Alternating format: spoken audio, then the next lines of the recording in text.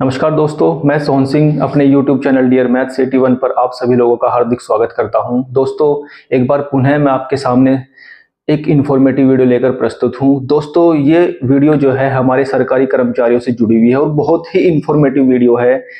इस वीडियो में आप समझेंगे कि जब कोई सरकारी कर्मचारी अपनी जॉब यानी कि सर्विस के दौरान डेथ कर जाता है यानी कि एक्सपायर हो जाता है, तो उस सरकारी कर्मचारी के परिवार को जो पारिवारिक पेंशन यानी कि फैमिली पेंशन मिलती है, ये उससे संबंधित वीडियो है।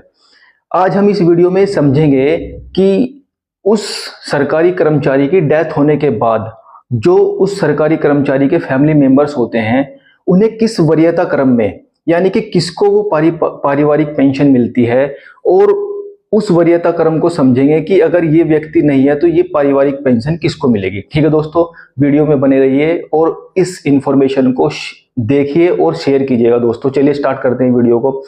दोस्तों, समझने के लिए हमने क्या किया है, एक छोटा सा डिटेल आपके सामने लिखा है। सीसीएस पेंशन रूल 1972 के अनुसार जो फैमिली पेंशन है उसे पाने के लिए कौन कौन व्यक्ति या कौन कौन फैमिली मेंबर्स एंटाइटल्ड यानी कि हकदार होते हैं उस पेंशन को पाने के लिए, उसका एक वरीयता क्रम है। ऐसे नहीं कि किसी को भी मिल जाएगी फैमिली में, उस वरीयता क्रम में जो जो व्यक्ति आएंगे सिर्फ उन्हीं को ये फैमिली पेंशन मिलेगी, उसके अलावा ये फैमिली पेंशन किसी को भी नहीं मिल सकती।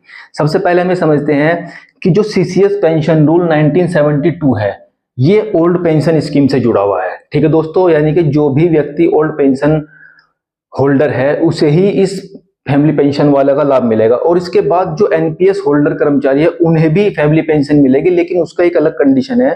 उस कंडीशन को वीडियो में आगे समझेंगे। ठीक है दोस्तों, पहले बात करते हैं सीसीएस पेंशन रूल 1972 के अंतर्गत फैमिली पेंशन पाने के लिए कौन कौन व्यक्ति, उस कर्मचारी के जो फैमिली मेंबर्स होते हैं कौन कौन एंटाइटल्ड है यानी कि कौन कौन उसके हकदार हैं, और उसके वरीयता क्रम को समझते हैं। ठीक है दोस्तों, चलिए सबसे पहले स्पाउस यानी कि पति और पत्नी। अगर कर्मचारी पति है और उसकी डेथ हो जाती है तो उसका जो फैमिली पेंशन पाने का हकदार है वो उसकी पत्नी होगी कंप्लीट रूप से। ठीक है दोस्तों, और यदि पत्नी जॉब में है और जॉब के दौरान उसकी पत्नी की डेथ हो जाती है तो वो जो फैमिली पेंशन है वो उसके पति को मिलेगी। वरीयता क्रम में जो पहला नंबर है वो आता है स्पाउस का, यानी कि अगर पति जॉब में है उसकी डेथ हो जाती है तो फैमिली पेंशन पत्नी को मिलेगी, और अगर पत्नी जॉब में है और उसकी डेथ हो जाती है सर्विस के दौरान तो जो फैमिली पेंशन पाने का कंप्लीट रूप से हकदार होगा वो उसका पति होगा। लेकिन अगर ये दोनों अवेलेबल नहीं है या ये दोनों लेना नहीं चाह रहे हैं फैमिली पेंशन को, तो उसके बाद इस वरीयता क्रम में दूसरे नंबर पर जो व्यक्ति आएगा वो होंगे उसके बच्चे यानी कि चिल्ड्रन में उसका लड़का और लड़की दोनों शामिल होंगे। ठीक है दोस्तों, उसका लड़का भी फैमिली पेंशन पाने का हकदार होगा और लड़की भी, लेकिन ऐसा नहीं कि दोनों को मिलेगी, सिर्फ एक को मिलेगी। वो तो फैमिली को डिसाइड करना है कि वो फैमिली पेंशन चाहिए किसको है, उसके लिए कुछ क्राइटेरिया बनाए गए हैं और उसके लिए अलग से फॉर्म सबमिट करने होंगे। ठीक है दोस्तों, तो स्पाउस के बाद फैमिली पेंशन पाने का जो हकदार है सीसीएस पेंशन रूल 1972 के अंतर्गत वो लड़का और लड़की दोनों। लेकिन जब फैमिली पेंशन उन्हें मिलेगी तो वो फैमिली पेंशन पाने के लिए एक निश्चित आयु तक ही मिल पाएगी, और वो आयु है 25 वर्ष। यानी कि जब वो लड़के और लड़की दोनों अपनी मैक्सिमम उम्र 25 साल तक पहुंचेंगे वहीं तक उन्हें फैमिली पेंशन का लाभ मिलेगा। जिस वक्त उन दोनों की उम्र 25 साल पूरी हो जाएगी, है ना, 25 वर्ष की आयु तक जैसे ही उनमें से कोई बंदा पहुंचा यानी कि लड़का और लड़की दोनों में से, तो उनकी फैमिली पेंशन बंद हो जाएगी, क्योंकि उस समय वो अपने पैरों पर खड़े होने लायक हो जाएंगे और कमाने लायक हो जाएंगे, तो वहां पर उनकी फैमिली पेंशन को बंद कर दिया जाएगा। वो उम्र है 25 वर्ष। लेकिन इसमें थोड़ा सा अलग है कि जो लड़की होती है, देखो लड़के को 25 साल बाद बंद हो जाएगी, लेकिन जो लड़की है अगर 25 साल से पहले ही उस लड़की की शादी हो जाती है तो जिस वक्त उसकी शादी होगी उसी वक्त से उसकी फैमिली पेंशन को बंद कर दिया जाएगा। फिर उसे 25 साल तक वो फैमिली पेंशन नहीं मिलेगी। जैसे ही उसकी शादी होगी, वो 18 साल में हो रही है, 20 में हो रही है, 21 में हो रही है, 25 से पहले जब भी उसकी शादी होगी उसी वक्त से उसकी फैमिली पेंशन को दोस्तों बंद कर दिया जाएगा। ये दूसरा था वरीयता क्रम में। वरीयता क्रम में हाँ एक बात हो, सॉरी, वो जो लड़की होगी शादी तो उसकी हो जाएगी, उस समय बंद हो जाएगी, लेकिन ऐसी भी लड़की जो विधवा होगी यानी कि शादी हो गई और विधवा हो गई वो भी, और तलाकशुदा यानी कि डाइवोर्सी जो लड़की होगी वो भी अपने परिवार की फैमिली पेंशन पाने की हकदार होती है। ठीक है, चलिए आगे चलते हैं। तीसरे नंबर पर आता है पेरेंट्स। पेरेंट्स यानी कि उस कर्मचारी के जो माता पिता हैं, उस कर्मचारी के जो माता पिता हैं, उसके पेरेंट्स हैं, वो तीसरे नंबर पर आएंगे उस फैमिली पेंशन को पाने की हकदारी में। माता पिता यानी कि अगर स्पाउस नहीं है, बच्चे नहीं है, तो उसके बाद उस कर्मचारी के माता पिता इस वरीयता क्रम में तीसरे नंबर पर आएंगे इस फैमिली पेंशन को पाने की लिस्ट में। ठीक है दोस्तों, इसके बाद चलते हैं चौथे नंबर पर। चौथे नंबर पर जो उस कर्मचारी के डिसेबल्ड सिबलिंग्स यानी कि भाई बहन हैं, कर्मचारी के भाई बहन, लेकिन वो भाई बहन डिसेबल्ड यानी कि अपंग होने चाहिए, तब जाकर उन्हें इस फैमिली पेंशन का लाभ मिल सकता है।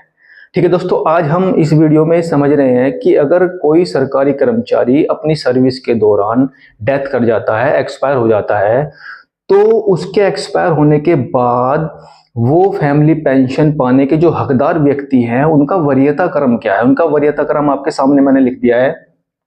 सबसे पहले नंबर पर स्पाउस, पति डेथ करेगा तो पत्नी को, पत्नी जो है उसकी डेथ हो जाती है तो पति को। इसके बाद उसके बच्चों को, लड़के और लड़कियों को 25 वर्ष की उम्र तक अधिकतम ये फैमिली पेंशन मिल सकती है। इसके बाद उस कर्मचारी के माता पिता आएंगे जो उस फैमिली पेंशन को पाने के हकदार होंगे। और एट लास्ट जो चौथे नंबर पर है वो डिसेबल्ड सिबलिंग्स है, यानी कि उस कर्मचारी के भाई बहन है, यदि वो अपाहिज हैं तो ही उन्हें फैमिली पेंशन का लाभ मिलेगा। ये था सीसीएस पेंशन रूल 1972 के तहत सरकारी कर्मचारी की डेथ होने के बाद फैमिली पेंशन किसे मिलेगी। अब दोस्तों मन में सवाल यह आता है कि अगर कोई व्यक्ति सीसीएस पेंशन रूल 1972 यानी कि ओपीएस के अंतर्गत नहीं आता है, एनपीएस के अंतर्गत आता है, तो वो फैमिली पेंशन पाने का किस तरीके से हकदार होगा। ये भी सिंपल है दोस्तों।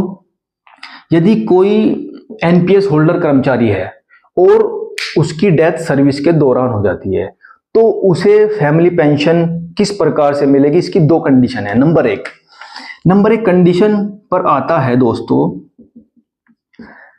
जो उस सरकारी कर्मचारी के प्राण में उसका कंट्रीब्यूशन और सरकार का दोनों का मिलाकर कंट्रीब्यूशन पहले से एक्यूमुलेटेड है यानी कि संचित है। तो उसके लिए दो कंडीशन बनेगी। पहली, क्या तो वो उस एक्यूमुलेटेड जो उसकी धनराशि है यानी कि जो भी उसकी अमाउंट है, वो उस सारी अमाउंट को गवर्नमेंट को वापस कर दे, है ना। जितनी भी अमाउंट उसके प्राण अकाउंट में इकट्ठी हुई है, संचित हुई है, वो उसे सरकारी गवर्नमेंट को वापस कर दे। और वापस करने के बाद उसे सीसीएस पेंशन रूल 1972 के तहत, याद रखना है दोस्तों, एनपीएस यानी कि प्राण अकाउंट में जितना भी पैसा उसका जमा हुआ है, उसे वापस वो पैसा सरकार को जमा करना पड़ेगा।